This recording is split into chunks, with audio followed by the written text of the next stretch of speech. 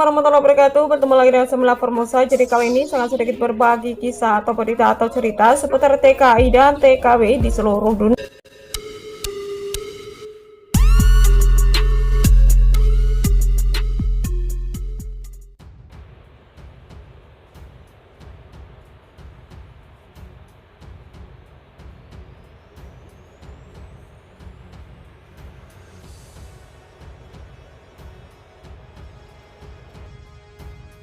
Berita yang pertama adalah kasihan TKW ini niatnya ingin cari tambahan. Bukannya untuk malah kena denda sebesar 4.000 Hong Kong dolar atau kisaran 7 juta rupiah. Ibu, dengerin saya, Bu. Ibu udah digaji belum? Ini udah digaji belum, Ibu? Safar. Ibu udah digaji belum? Berapa gajinya? Gajinya berapa? Bahasa Indonesia. TKW asal Cirebon ini bekerja selama 31 tahun hingga lupa bahasa Indonesia. Begini kronologinya. Oke guys, sekarang kita langsung bahas berita yang pertama. Kasihan, TKW ini niatnya ingin cari tambahan, bukannya untung malah kena denda sebesar 4.000 Hong Kong dolar atau kisaran 7 juta rupiah. Diliput dari liputan BMI, seorang pekerja migran Indonesia atau PMI di Hong Kong didenda 4.000 Hong Kong dolar atau kisaran 7 juta rupiah pada persidangan pengadilan karena didakwa menjual makanan dan minuman secara ilegal di Taman Victoria, Causeway Bay. PMI dengan nama panggilan Atul tersebut telah bekerja di Hong Kong selama 4 tahun. Awalnya dia bersikeras tidak bersalah dan tidak tahu kalau menjual makanan di taman itu ilegal, tetapi dia kemudian mengaku bersalah atas tuduhan tersebut. Sebagaimana dilansir Asia Times Hong Kong pada hari Jumat, petugas dari Departemen Layanan Pariwisata dan Budaya menangkap Atul ketika sedang menjual makanan dan minuman di taman. Petugas melihat Atul melakukan transaksi penjualan dan tertangkap tangan ketika sedang melayani seorang pembeli. Ketika para petugas mendekati dan menunjukkan kartu identitas serta menanyakan apakah dia benar-benar menjual makanan, Atul mengangguk dan menjawab iya. Petugas kemudian menyita 3 botol air mineral, 4 botol teh hijau dan beberapa kotak makanan. Dalam persidangan, Atul bersikeras mengatakan bahwa dia tidak bersalah dan tidak mengerti apa yang dikatakan petugas karena mereka berbicara bahasa Kantonis. Namun hakim mengatakan ada bukti yang memberatkan termasuk foto dan saksinya. Hakim mengatakan dia bersalah bahkan bisa didenda hingga maksimal 20.000 Hong Kong dolar atau menjalani hukuman selama 1 bulan. Namun setelah berdiskusi masalah ini dengan majikannya, pekerja rumah tangga itu mengakui kesalahan dan hakim memutuskan untuk mengurangi hukuman.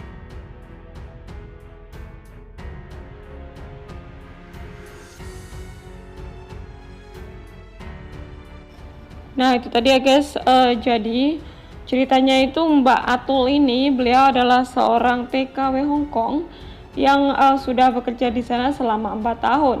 Nah, di masa-masa liburnya beliau ini ingin mencari tambahan yaitu dengan berdagang makanan atau minuman begitu ya, keliling di Victory Park. Dan ternyata pas kebetulan lagi transaksi itu ada Pak D atau Pak Polisi yang melihat guys. Akhirnya dengan segera Pak Polisi menghampiri Mbak Atul. Dan setelah ditanya apakah Anda atau kamu itu berjualan makanan di sini, dan Mbak Atul bilang iya, dan dia memang tidak bisa mengelak karena waktu itu dia memang lagi transaksi seperti itu guys.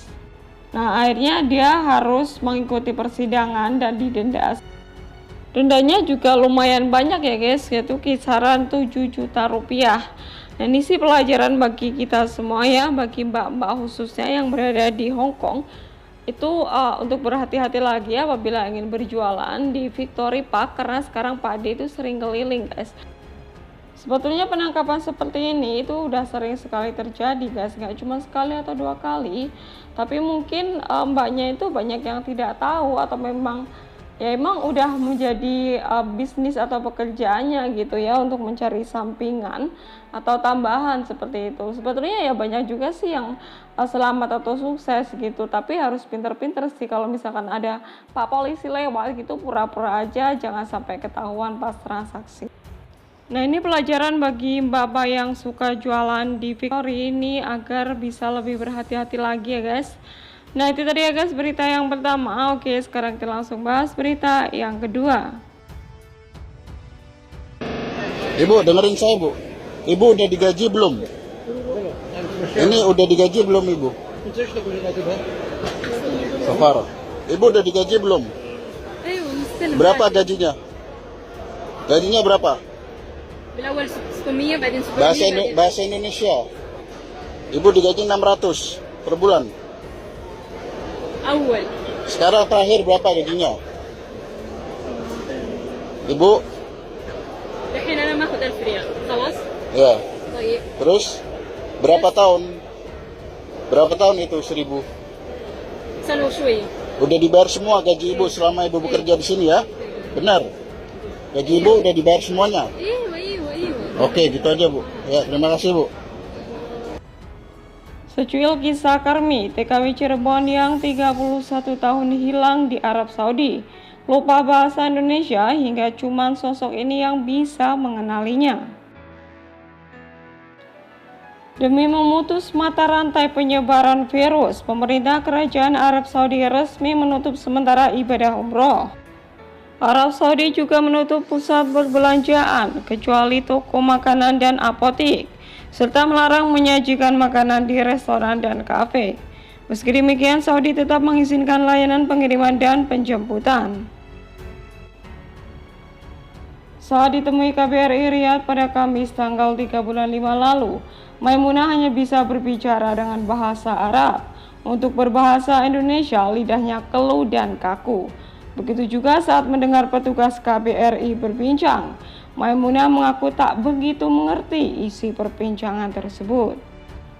Dia juga tak bisa menyebut nama ibu kota Indonesia.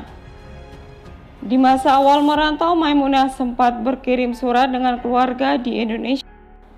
Namun intensitas itu semakin menurun di tahun 2000-an karena keluarga tak pernah membalas suratnya lagi. Seingatnya surat terakhir yang dikirim pada tahun 2003 silam. Maimunah juga mengaku tak senang bergaul. Saat diajak majikannya untuk keluar rumah mengunjungi ruang publik, Maimunah pun sungkan bersendakur dengan WNI lainnya karena lebih senang menyendiri. Mungkin karena hal itu pula yang membuatnya lupa akan bahasa Indonesia.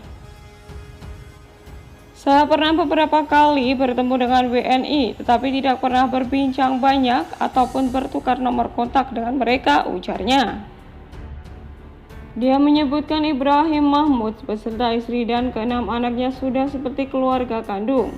Saat ditanya soal gaji yang diterimanya selama 22 tahun bekerja, Maimunah tak berkenan, namun dia memastikan saat ini setiap kebutuhannya terpenuhi. Segala keperluan saya terpenuhi, termasuk pakaian, makanan, juga setiap kebutuhan yang saya minta. Di awal perantauan saya pernah mengirim gaji, yaitu 5 atau 6 kali, untuk keluarga di tanah air, kata Maimunah. Ibrahim Mahmud, majikan Maimunah, juga menganggap Maimunah seperti anaknya sendiri. Karena itu dia merasa tak ada kewajiban untuk menggaji Maimunah. Dia mengaku selalu mencukupi kebutuhan Maimunah, bahkan dalam waktu dekat ini akan menikahkan Maimunah dengan Muhammad, anak laki-lakinya. KBRI Riyadh tak begitu saja percaya dengan pengakuan Ibrahim tersebut. Terlebih dalam iqomah, Maimunah jelas ditulis sebagai pekerja atau asisten rumah tangga. Untuk sementara waktu, Maimunah diinapkan di shelter KBRI Riyadh agar lebih mudah menghubunginya dengan keluarganya di Banjar. Pengaruh Ibrahim keluarga begitu kuat di Maimunah.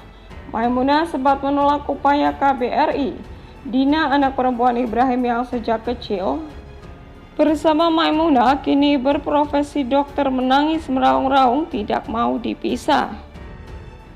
Begitu juga saat kedatangan Ibrahim Mahmud bersama kedua anaknya pada hari Minggu, mereka masih ngotot Maimunah sudah menjadi anak mereka yang ketujuh.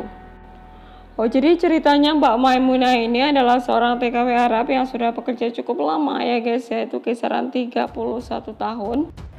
Jadi awal-awal Mbak Maimunah ini sering sekali kirim surat, tapi setelah beberapa kali kirim itu keluarga tidak pernah membalas atau merespon guys. Akhirnya Mbak Maimunah ini merasa, untuk apa sih aku kirim surat sedangkan mereka pun tidak mau membalas begitu, dan bahkan hanya beberapa kali kirim uang ke rumah, dan setelah itu tidak pernah sama sekali sampai bertahun-tahun guys. Dan kata majikannya, Mbak Maimunah ini sudah dianggap seperti anak sendiri sehingga tidak perlu dikasih gaji. Ya kasihan keluarganya di rumah ya guys, yang menanti bahkan mungkin mencari-cari ya, karena sudah bertahun-tahun, berpuluh-puluh tahun bahkan Mbak Maimunah ini tidak pernah mengasih kabar dan tidak pernah pulang ke rumah guys.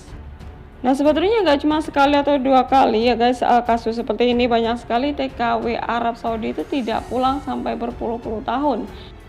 Kebanyakan dari mereka itu karena komunikasinya itu sangat susah sekali ya dengan keluarga, sehingga mereka seperti melupakan gitu karena memang jarang sekali berkomunikasi dengan keluarga. Akhirnya keluarga di Arab Saudi atau majikannya itu sudah dianggap keluarga sendiri, sehingga mereka tidak berkeinginan untuk pulang guys, bahkan mungkin melupakan keluarga di rumah. Dan ini miris sekali ya, semoga saja tidak terjadi hal-hal seperti ini lagi. Nah itu tadi ya guys berita dari saya, semoga saja bermanfaat. Oke, terima kasih. Wassalamualaikum warahmatullahi wabarakatuh. Bye bye.